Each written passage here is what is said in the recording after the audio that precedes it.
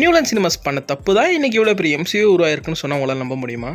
அதுவும் அயன்மேன் வச்சு அவங்க பண்ண ஒரு தப்பு. வாங்க அது என்னன்னு பார்ப்போம். ஃபர்ஸ்ட் எம்சியூட ஸ்டார்ட்டா இருக்குது அயன்மேன் மூவி. ஆனால் ஒரிஜினல் அயன்மேனோட ரைட்ஸ் 20th Century Foxல இருந்துச்சு. 99ல தான் நியூலன் சினிமாஸ்ட் இந்த ரைட்ஸ் மாறுது. அவங்க 2004 இந்த கேரக்டர் வச்சு ஒரு படம் கொடுப்போம்னு யோசிக்கிறாங்க. அதுக்கான டேரக்டர் ரைட்டரையும் ஹையர் பண்றாங்க. Director Nick Cassavetes. அப்போது எக்ஸ்மேன் ரைட்டர் தான் இந்த படத்துக்கு ரைட்டரா ஹையர் பண்ணியிருந்தாங்க. டேவிட் ஹேட்டர் ஒரு பேரு. ஆக்சுவலி அவர் இந்த படத்தை என்ன மாதிரி பிளான் பண்ணிருக்காருன்னா ஹாவர்ட் ஸ்டார்க் வர்சஸ் டோனி ஸ்டார்க்ன்ற மாதிரி தான் இந்த படத்தை பிளான் பண்ணியிருந்திருக்காரு. வார் மெஷின் ஆர்மரை ஹாவர்ட் டேக் ஓவர் பண்ற மாதிரியும் அவர் தான் இந்த படத்தோட மெயின் ஆன்டகனிஸ்டாவும் பிளான் பண்ணியிருக்காங்க.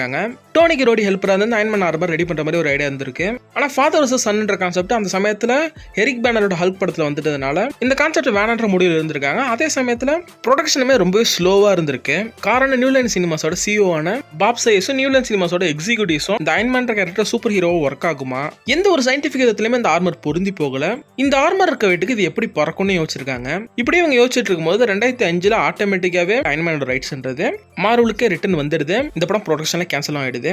இதே அயன்மேன் கேரக்டர் வச்சு தான் கெவின் ஃபெய்ஜி 2008ல படம் கொடுத்து ஹிட் அடிச்சு இன்னைக்கு எம்சியூ உருவாக்கி இருக்காரு. எனக்கு தெரிஞ்ச எம்சியூல அயன்மேனுக்கு தான் ஃபேன்ஸ் அதிகம். மார்வலோட ஃபேஸா வேணா ஸ்பைடர்மேன் இருக்கலாம், ஆனா எம்சியோட ஃபேஸ் அயன்மேன் தான். அப்போ நியூலைன் சினிமாஸ் இந்த அளவுக்கு அறிவு இல்லாம இந்த கேரக்டர் விட்டுட்டாங்க. அயன்மேன்றது ஒரு சயின்ஸ் ஃபிக்ஷன் கேரக்டர், அதுக்கு என்ன லாஜிக் தேவைன்னு எனக்கு புரியல.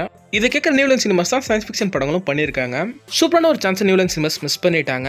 அவங்க இது பண்ணாம இருந்தது நல்லது தான். இன்னைக்கு எம்சியூ வேற மாதிரி சேஞ்ச் ஆயிருந்திருக்கலாம், இல்லை இல்லாமலே இருந்திருக்கலாம்.